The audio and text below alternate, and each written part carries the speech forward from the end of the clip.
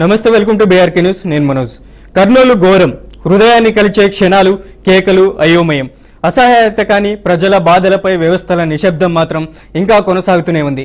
ప్రజా భద్రత కంటే లాభాలు ముఖ్యమైనప్పుడు ప్రాణాల విలువ శూన్యమవుతుంది. పౌరుల కోసం ఉన్న రోడ్లు, నిబంధనలు, భద్రతా ప్రమాణాలు ఇవన్నీ కాగితాల మీదే ఉండిపోయాయి.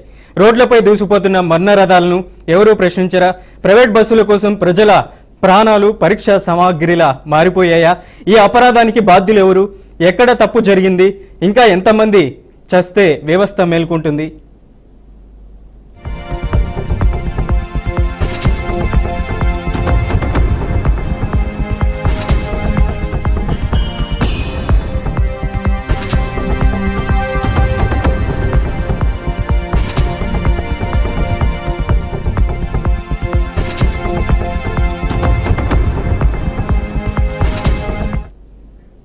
దేశంలో ప్రజలకు ప్రాణరక్షణ అనే హక్కు ఉంది. కానీ ఆ హక్కు అమలయ్యే హామీ లేదా? రోడ్లపై నిబంధనలు ఉన్నాయి, అయినా పాటించే వాళ్ళు లేరు. చెక్ పోస్టులు ఉన్నాయి, అయినా చెక్ చేసే వాళ్ళు లేరు. భద్రతా నిబంధనలు ఉన్నాయి, అయినా అమలు చేయించే వాళ్ళు లేరు. అయితే ఇంత నిర్లక్ష్యం ఎందుకు? ప్రజల ప్రయాణికులు కాదు, వ్యాపార యూజర్లు కాదు, వసూలు చేయాల్సిన కస్టమర్లే కాదు, అయినా ఎందుకు ప్రజల ప్రాణాలపై ఇవి గోప్య సాధాలు? లైసెన్స్ రూల్స్ ఎవరు గౌరవిస్తున్నారు? ఫిట్నెస్ సర్టిఫికేట్ అంటే ఒక టిక్ మార్కేనా? ప్రతి ప్రమాదం తర్వాత ఫార్మాలిటీ మాటలు, ప్రకటనలు, విచారణలు, కమిటీలు, తర్వాత మళ్ళీ అదే నిర్లక్ష్యం, ఇదే చక్రం.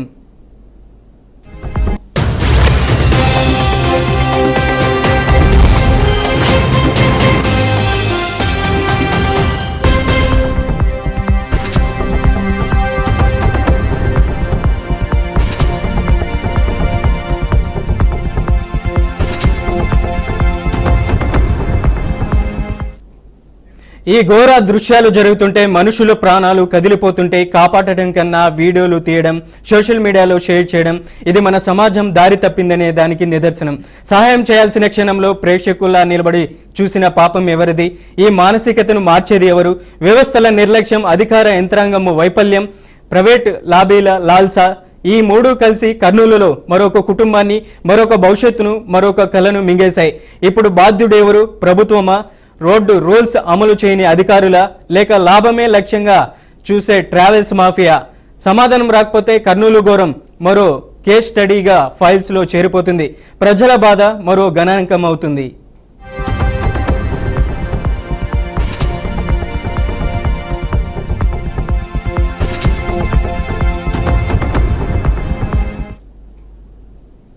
రైట్, ఇదే అంశానికి లైవ్ లో మనతో చర్చించడానికి జూబర్ అలీ ఉన్నారు. జూబర్ అలీ గారు నమస్తే. నమస్కారం అండి.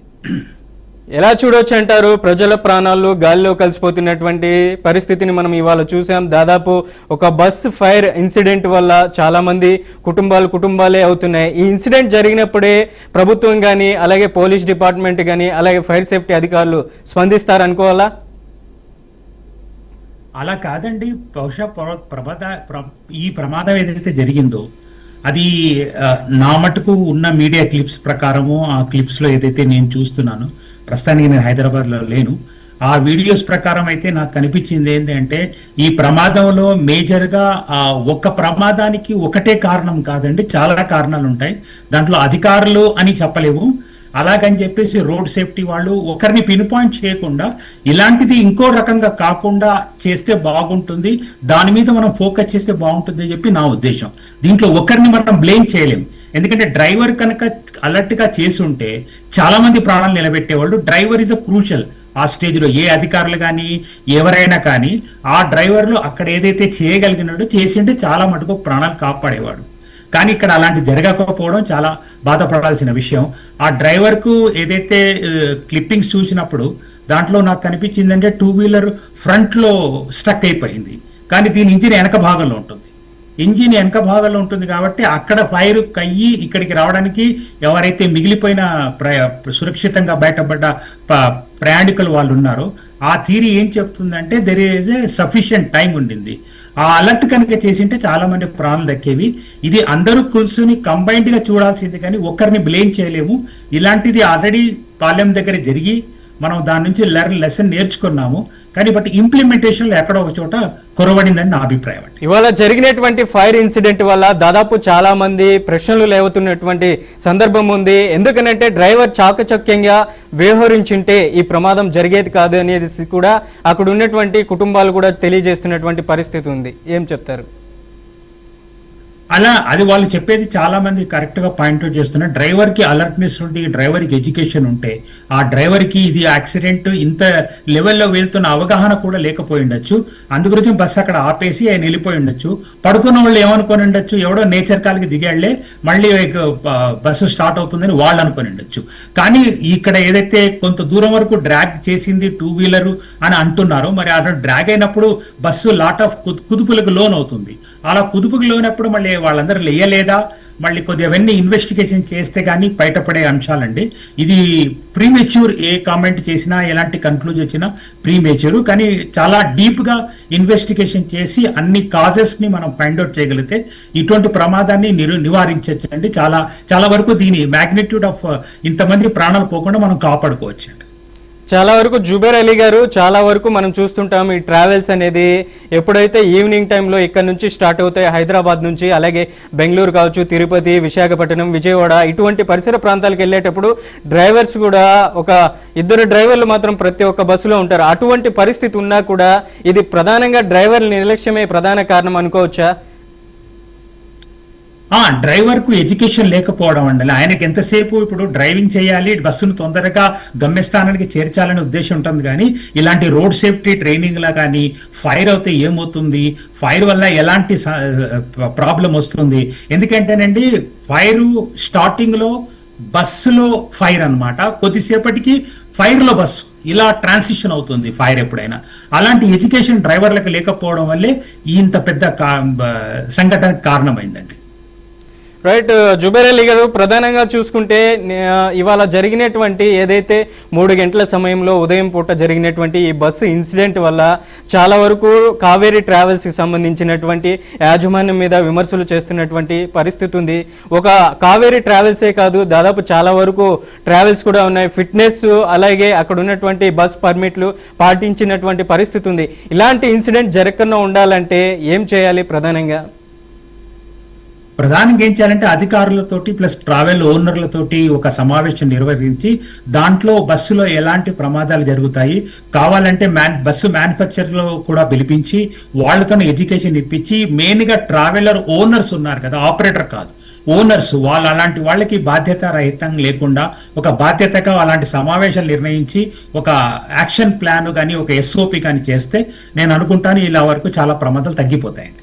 రైట్ జుబేర్ అలీ గారు, మీరు లైవ్ లో అలాగే ఉండండి. మా ప్రతినిధి సుధీర్ దగ్గరికి వెళ్దాం. సుధీర్, అక్కడ ఉన్నటువంటి అప్డేట్స్ ఏంటి? కర్నూలు ప్రమాదానికి జరిగినటువంటి అప్డేట్స్, కుటుంబీకులు అక్కడికి చేరుకున్నారా? దాదాపు అక్కడ ఉన్నటువంటి డెడ్ బాడీలు మాంసపు ముద్దలుగా పడినటువంటి పరిస్థితి ఉంది. ఫోరెన్సిక్ కూడా అప్పచెప్పారు. అక్కడ ఉన్నటువంటి పోస్ట్ మార్టం కూడా చేస్తామని చెప్తున్నారు. ఎంతవరకు జరిగే ఈ కార్యక్రమాలు ఏంటి? ప్రత్యక్షంగా అక్కడ ఉన్నటువంటి అప్డేట్.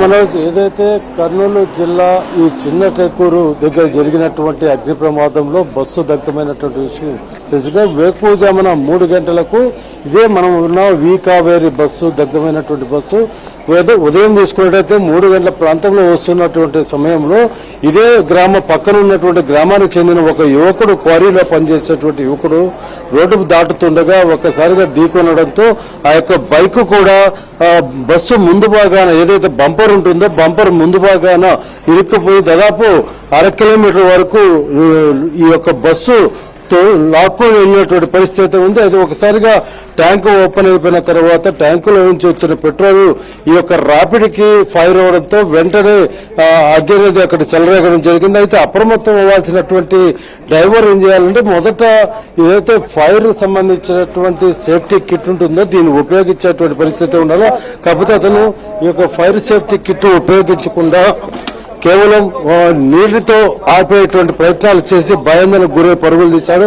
మరొక డ్రైవర్ అయితే అప్పటికే బస్సు దాదాపు ముందు భాగం అంతా కూడా కాలిపోయినటువంటి పరిస్థితి మనం చూస్తున్నాము. ఏదైతే ఈ యొక్క 40 మంది ప్రయాణిస్తున్నటువంటి బస్సు స్లీపర్ కోచ్ లో నిండు ప్రాణాలు పోయినటువంటి బస్సు ఇదే అని చెప్పుకోవచ్చు. ముందర డ్రైవర్ సీట్ కార్డ్ నుంచి బంపర్ నుంచి బ్యాక్ వరకు కూడా పూర్తిగా దగ్ధమైనటువంటి పరిస్థితి ఉంది. దీంట్లో ఇప్పుడు మొత్తం 19 మంది మృతి చెందారు. అయితే మృతదేహాలు గుర్తుపట్టలేని విధంగా మాంసపు ముద్దలుగా ఏర్పడినటువంటి పరిస్థితి ఉంది. అప్పటికి ఎవరైతే గాయపడినటువంటి వారు 14 మంది ఉన్నారో వాళ్ళని వెంటనే ఇక్కడ నుంచి కర్నూలు ప్రభుత్వ ఆసుపత్రికి తరలించారు. మెరుగైన వైద్యం కూడా అందిస్తున్నారు.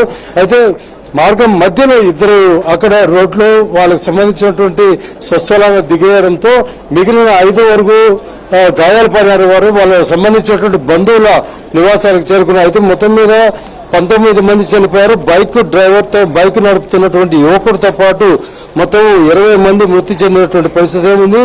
ఇందులో 6 మంది మృతి చెందిన వారు తెలంగాణ సంబంధించిన వారు, 10 మంది క్షతగాత్రులు తెలంగాణ సంబంధించిన వారు, మిగిలిన వాళ్ళంతా కూడా ఆంధ్రాకి సంబంధించినటువంటి వారుగా గుర్తించడం జరిగింది. ప్రస్తుతానికి ఉదయం తెలుసుకున్నట్టు వెంటనే ఇటు హోమ్ మినిస్టర్ అమిత, అలాగే AP transport minister Ram Prasad, కొద్దిసేపటి క్రితమే తెలంగాణ ఎక్సైజ్ శాఖ మంత్రి అయినటువంటి జూపల్లి ప్రభాకర్ కూడా రావడం జరిగింది.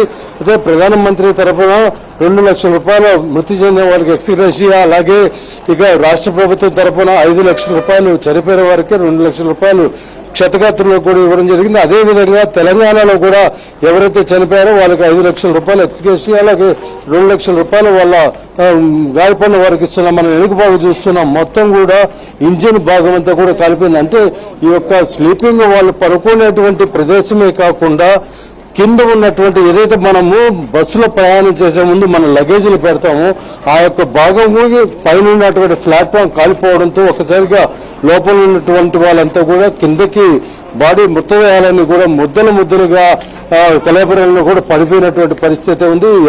ఎవరు ఐడెంటిఫై చేయలేనటువంటి పరిస్థితి ఉంది. ఇక్కడ మనం చూస్తున్నాం కొన్ని పీసులు కూడా బాడీకి సంబంధించినటువంటివి చిన్న పీసులన్నీ కూడా పడినటువంటి పరిస్థితి ఉన్నాం.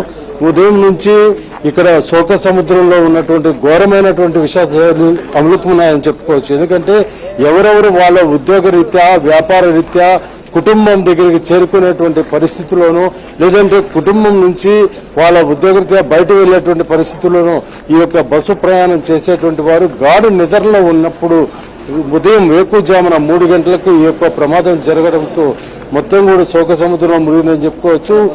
ఈ యొక్క మనం ఏదైతే ఈ యొక్క చిన్న టేకూరు ఉందో దీనికి 1 కిలోమీటర్ ముందుగా తీసుకున్నట్టయితే ఒక 4 రోడ్ల జంక్షన్ మాకు ఉంది. అప్పటికి అక్కడ బస్సు స్లో అయినప్పటికీ తిరిగి అతి వేగంగా పెంచడం ఈ యొక్క బైక్ రావడం జరిగిన తర్వాత ఈ యొక్క ఘటన జరిగింది. మొత్తం మీద డ్రైవర్ నిర్లక్ష్యం ఎక్కువ ఉందని కూడా చెప్పుకోవచ్చు. ఎందుకంటే డ్రైవర్ అప్రమత్తంగా ఉండేట్టుగా అంటే ఫైర్ సేఫ్టీ కిట్ అనేది వాడి వెంటనే ఈ యొక్క మంటలు ఏదైతే ముందర చెలరేగాయో ఆ బైక్ వద్ద ఇమ్మీడియట్లీ ఆ యొక్క సిలిండర్ స్ప్రే చేసినట్టయితే ఈ యొక్క పరిస్థితి జరిగేది కాదని కూడా స్పష్టమవుతుంది.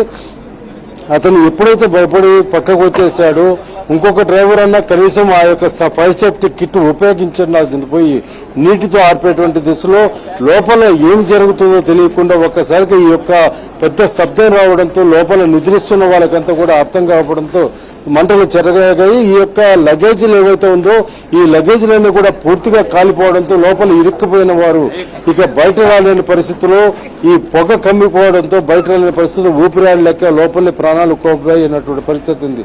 19 మంది తీసుకున్నట్టయితే ఇదే బస్సులో ప్రాణాలను విడిచినటువంటి పరిస్థితి ఉంది. ఒకరు బస్సు ముందర భాగంలో ఢీకొని మృతి చెందినటువంటి యువకుడు మొత్తం 20 మంది చనిపోగా 14 మంది చికిత్స పొందుతూ కర్నూలు ప్రభుత్వ ఆసుపత్రిలోనే. అయితే వీళ్ళకి మెరుగైన వైద్యం అందించాలని ఎప్పటికప్పుడు పరిసరాల్లో ఉన్నటువంటి కలెక్టర్లను అందరినీ కూడా ప్రభుత్వ ఆదేశాల మేరకు వాళ్ళకి అన్ని విధాలు ఏర్పాటు చేస్తున్నారు. ఇదే ప్రదేశంలోనే బస్సు ముందు భాగంలో టెంట్లు ఏర్పాటు చేసి పోస్ట్ మార్టం కూడా చేసినటువంటి పరిస్థితి. కొన్ని మృతదేహాలు గుర్తుపట్టలేనటువంటి రీత్యా ముద్దలుగా తయారైనటువంటి విజువల్స్ మనము ఇక్కడ నుంచి చూస్తున్నటువంటి పరిస్థితి ఉంది. మొత్తం అసలు ఈ యొక్క బాడీ చేసేటువంటి విధానము ఎక్కువ దీంట్లో ఫైబరు లేదంటే ఉన్నటువంటి ఫోమ్ ఇలాంటివి ఎక్కువ ఉంటుంది. ఎందుకంటే బస్సులో మెత్తటి పరుపులు ఇలాంటి ఏర్పాటు చేస్తారు కాబట్టి, అలాగే స్లీపర్ కోచ్ కాబట్టి దీంట్లో బెడ్ ప్రతి ఒక్క బర్త్కి పరుపు బెడ్ టైపు ఏర్పాటు చేసి లోపల పైభాగాల్లో బెడ్షీట్స్ ఇవన్నీ ఉండటంతో ఒక్కసారిగా ఈ మంటలు జరగడంతో దానికి తోడు ఏర్పడినటువంటి పరిస్థితి. ముందర ఉన్నటువంటి 2 టైర్లు పూర్తిగా దగ్ధమైపోయి వెనక టైర్లు మాత్రం ఈ ఒక్క 8 టైర్లు అంటే ఒక్క భాగాన 2 టైర్లు లెక్కన మొత్తం కుడి ఎడమ పక్కన తీసుకుంటే 8 టైర్లు మిగిలిన పార్ట్లంతా కూడా పై భాగం టాప్ నుంచి కింద వరకు మొత్తం కాలిపోయినటువంటి పరిస్థితి. అయితే టాపులో వీళ్ళు ఉపయోగించేటువంటి ఇవి చూస్తున్నాం మనం, ఏదైతే ప్లాస్టర్ ఆఫ్ ప్యారిస్ చేస్తామో విగ్రహాలు కానీ తయారీ అటువంటి వాడకానికి ఉపయోగించేటువంటి విధంగా మనకి స్పష్టమవుతుంది. దీనివల్ల కూడా మంటలు ఇంకా చెలరేగేటువంటి పరిస్థితి ఉంది. అయితే నేషనల్ పర్మిషన్ ప్రకారము వీళ్ళు ఎటువంటి మెటీరియల్ తో బస్సు బాడీ తయారు చేయాలనేటువంటి విధానం ఉండాలా, కొంతమంది ప్రైవేటీకరణగా బయట తయారు చేసుకునేటువంటి పరిస్థితి అయితే మనం చూస్తున్నాం. మొత్తం మీద వీళ్ళు దానికి తగ్గట్టు చేశారా, లేదంటే బస్సులు కేవలం నాణ్యత లేకుండా తయారు చేశారనేది మనకు ఉదాహరణ పైన టాప్ భాగమే కనిపిస్తుంది. అలాగే ఈ యొక్క ప్రదేశం చూస్తున్న ఇవన్నీ కూడా కింద కూర్చున్నటువంటి భాగము, దాదాపు కింద ఉన్నటువంటి సీట్స్ అన్ని కూడా ఒక్క పార్ట్ లేకుండా కింద ఈ యొక్క పార్ట్ లో హోల్ పడిపోయి పైనుంచి కింద ఏదైతే మనం లగేజీలు ఉంచుతామో ఈ ప్రదేశాలలో బాడీలంతా కూడా ఇక్కడికి పడిపోయినటువంటి పరిస్థితి ఉంది. లోపల ఉన్నటువంటి మొత్తం కూడా బాడీలు కాలి బూడిదైపోయి కొన్ని ఉన్నాయి. అలాగే ఈ యొక్క ప్రదేశాలు చూడండి, ఇక్కడ కలేబరాలకు సంబంధించినటువంటి పార్ట్ కొన్ని అక్కడక్కడ పడిపోయినట్టు కూడా తెలుస్తుంది. దీనికి తగ్గట్టు ఏసీకి సంబంధించినటువంటి గ్యాస్ కావచ్చు, ఇవన్నీ తోడే ఈ 19 మంది చనిపోవడానికి ప్రధానమైనటువంటి కారణంగా ఒక డ్రైవర్ నిర్లక్ష్యం అయితే బస్సు తయారీకి సంబంధించినటువంటి విధానంలో, అలాగే ఈ యొక్క సీట్లో ప్రతి ఒక్క భాగంలో బెడ్షీట్లు బెడ్తో ఏర్పాటు చేసినటువంటి ఐటమ్స్ ఉండడంతో ఇవి మరింత ఈ యొక్క మంటకి తోడ్పాటైందని కూడా మనం చెప్పుకోవచ్చు. మొత్తము బాడీలో ఏ ఒక్క పార్టు లేకుండా పూర్తిగా దగ్ధమైంది. అప్పటికే వెంటనే సమాచారం అందుకున్నటువంటి అగ్నిమాపక సిబ్బంది ఆర్పే ప్రయత్నం చేసినప్పటికీ కూడా అప్పటికి పూర్తి స్థాయిలో మంటలన్నీ కూడా చెలరేగాయని కూడా చెప్పుకోవచ్చు. ఇక స్థానికంగా ఉన్నటువంటి పోలీసులు గ్రామస్తులంతా కూడా చేరిపోయారు. అయితే బయట ఎవరైతే బస్సులో నుంచి బయట పడ్డారో వీళ్ళకి ఏమాత్రం అర్థం కాలేనటువంటి పరిస్థితి. ఎందుకంటే 3 గంటలు అంటే గాఢ నిద్రలో ఉన్నటువంటి పరిస్థితుల్లో నిద్రలోనే ప్రాణాలు వదిలేసినటువంటి పరిస్థితి 19 మంది కోల్పోయారు. మిగిలిన వాళ్ళు బయట వచ్చిన తర్వాత ఆర్తనాదాలు తప్ప వాళ్ళకి సంబంధించినటువంటి బంధువులు, వాళ్ళకి సంబంధించినటువంటి కుటుంబ సభ్యులు అందులో కారిపోతుంటే వాళ్ళ ఆర్తనాదాలతో రోడ్లంతా కూడా ఇక్కడ శోక సముద్రంలో ఉన్నటువంటి పరిస్థితి అయితే ఉంది. అయితే బస్సు దీనికి చూసుకున్నట్టయితే 2024 పర్మిట్ కూడా అయిపోయిందని మనము విజువల్స్ లో చూస్తున్నాం. అయితే అధికారులు అప్పటికి దీనికి పూర్తిగా అన్ని కరెంటు ఉన్నాయని కూడా ఉదయం చెప్పడం జరిగింది. దానికి సంబంధించి 2024 ఇది సంబంధించి పర్మిట్ కావచ్చు, పొల్యూషన్ కావచ్చు, వ్యాలిడిటీ డేట్ అయిపోయినట్టు కూడా మనకి దానికి సంబంధించి సర్టిఫికేట్ కూడా తీసుకోవడం జరిగింది. ఇవన్నీ కూడా సంబంధించినటువంటి కవర్లు, లోపల ఉన్నటువంటి వాళ్ళు తెచ్చుకున్నటువంటి ఏదైతే సామాన్లు ఉంటాయో ఇవన్నీ కూడా కాలిపోయినటువంటి పరిస్థితి కనిపిస్తుంది. మరింత గవర్నమెంట్ ఇప్పటికే పూర్తిగా ఎక్స్గ్రేషియా ఇచ్చినప్పటికీ పోయిన ప్రాణాలు తిరిగి వచ్చేటువంటి పరిస్థితి లేదు. దీన్ని ఖచ్చితంగా నియంత్రించాలంటే కేంద్ర తీసుకునేటువంటి నిర్ణయాలు కావచ్చు, రాష్ట్ర ప్రభుత్వం కావచ్చు, ఉన్నటువంటి బస్సులకు ఏవైతే ఆంక్షలు ఉంటాయో డ్రైవర్లకు సంబంధించి సర్టిఫైడ్ వాళ్ళు ఏ విధంగా ఉండాలా, దాని క్వాలిఫైడ్ పర్సన్స్ ఇవన్నీ కూడా ఎలిజిబుల్ తీసుకున్న పరిస్థితి అయితే ఉండాల్సిందే. Right Sudheer, thank you for the updates. Right, ఇదే అంశానికి మనతో లైవ్ లో ఉన్నారు జుబేర్ అలీ గారు. జుబేర్ అలీ గారు చూసారా? జుబేర్ అలీ గారు, మా బీఆర్కే న్యూస్ ఎక్స్క్లూజివ్ గా అక్కడ ఏదైతే ఇన్సిడెంట్ జరిగిందో ఆ ప్రాంతం నుంచి మా రిపోర్టర్ కూడా సమాచారాన్ని అందించాడు. దాదాపు 19 మంది చనిపోయారు, 2 వీలర్ తో సహా 20 మంది చనిపోయారు. వారిని అక్కడ గుర్తుపట్టలేనంతగా మాంసపు ముద్దలుగా అగ్నికి ఆహుతి అయిపోయారు. కుటుంబంలో కూడా చాలా వరకు కుటుంబాలు కూడా శోకసంద్రంలో ఉన్నటువంటి పరిస్థితి ఉంది. ఎలా చూడొచ్చు అంటారు ఈ పరిణామాలన్నింటినీ? సార్, అందరూ సమాజంలో ఉన్నప్పుడు అందరికీ బాధ్యత రహితంగా ఉండాలి. ఇక్కడ బాధ్యత అనేది పక్కన పెట్టేసి ఇష్టం వచ్చినట్టు వాళ్ళు డ్రైవ్ చేయడము, ప్యాసింజర్లకు కూడా బాధ్యత ఉంటుంది.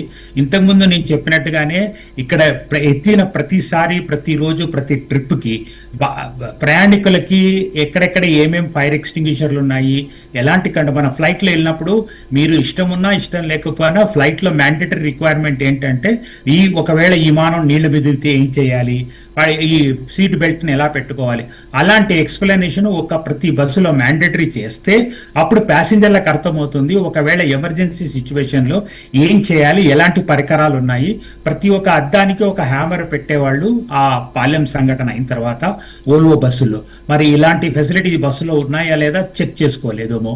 ఎందుకంటే ప్రతి ఒక్క అద్దానికి ఒక హ్యామర్ పెడితే ఇటువంటి ఎమర్జెన్సీ సిచ్యువేషన్ లో దీంట్లో నుంచి బయటికి రావడం అన్నది చాలా కష్టమైన విషయం అనమాట. ఎందుకంటే అక్కడ స్పేస్ చాలా కన్స్ట్రైంట్ గా ఉంటుంది. దాంట్లో టెక్నికల్ గా చెప్పాలంటే దాన్ని ఇగ్రెస్ క్యాలిక్యులేషన్ అంటారు. ఆ NFPA కోడ్స్ ప్రకారం చూస్తే ఒక ప్యాసింజర్ కంపార్ట్మెంట్ లో ఎలాగో డిజైన్ ఉండాలో అలాంటి డిజైన్ కనుక లేకపోతే మనకు బయటికి రావడానికి చాలా కష్టతరంగా అవుతుంది. అటువంటి సందర్భాల్లో ప్రతి ఒక్క అద్దానికి ఒక హ్యామర్ ఇస్తారు. ఆ హ్యామర్ తీసుకొని పగలగొట్టుకొని ప్రతి ఒక్కరు బయటికి దూకి వాళ్ళ ప్రాణాలు కాపాడుకోవడానికి వీలుంటుంది. అదే విధంగా ఈ పాలీయూరిథిన్ ఫోమ్ వాడుతున్నారు కదా, అలాంటి ఫోమ్ వాడే విషయంలో చాలా జాగ్రత్తలు తీసుకొని ISA అప్రూవ్డ్ కనుక తీసుకుంటే ఈ ప్రమాదాన్ని చాలా వరకు తగ్గించవచ్చు.